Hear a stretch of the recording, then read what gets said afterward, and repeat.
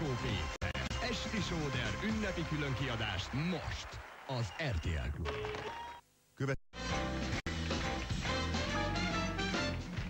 Hölgyeim és uraim, régi vágyunk szökkent szárba, mire tudtunk időpontot egyeztetni a kiváló sakkozóval, aki 10 éves korában Guinness rekorderként megverte a legnagyobbakat, Karpovot, Kramnyikot és Topalovot, aki jelenleg a világranglistán a 4. helyen áll. Ő az egyik legeredményesebb magyar sportoló, Lékó Péter!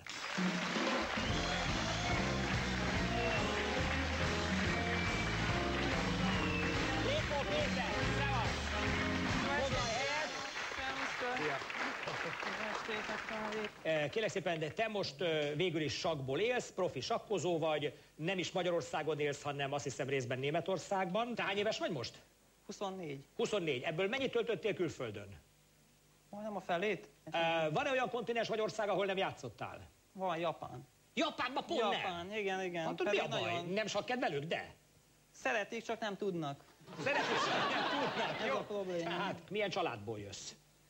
Teljesen egyszerű család, apukám vegyésztechnikus, anyukám pedig orvosegyetemet kezdett el tanulni, amikor jött a sakkozás, és 5 éves korában abba is hagyta. A családban senki nem sakkozott úgy, apukám ismerte a lépéseket, anyukám egyáltalán nem, és az azért tengerparton voltunk, mielőtt beiratkoztam volna az iskolába, és ott sakkoztak bácsik a tengerparton. Apukám megtanította a lépéseket, majd másnap egy idős bácsi, aki éppen vesztett egy nagyon fontos játszmát, azonnal hozzám fordult, aki ott téblábolt, hogy öcsi, tudsz-e sakkozni? Mondtam, hogy hát persze, hogy tudok, most tanított meg apukám, na hát te kell lesz nekem. És félretoltad a tapsikolós lepkét, és leültél sakkozni, de már fal körülbelül. Leültem vele játszani, és ő nagyon komolyan vette. A vödröt így félretoltad? Nem nagyon homokos. Jó, de hát csak azt akarom mondani, hogy azt próbáltam pedzeni, hogy hát azért egy 8 éves gyerek, az még kisgyerek. Nem, akkor még csak 6 voltam. Csak 6 voltam.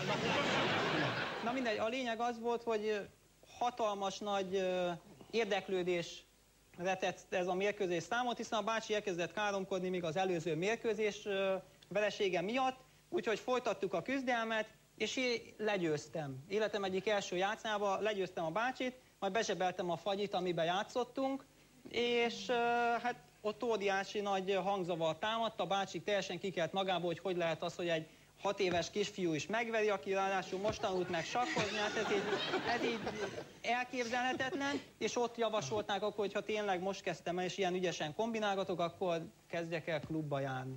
És ez így folytatódott, utána később persze már 9 éves koromtól szisztematikusan 9-10 óra edzés volt benne ahhoz, hogy ilyen gyorsan abszolút világsztár lehessek. Világsztár vagy, tényleg?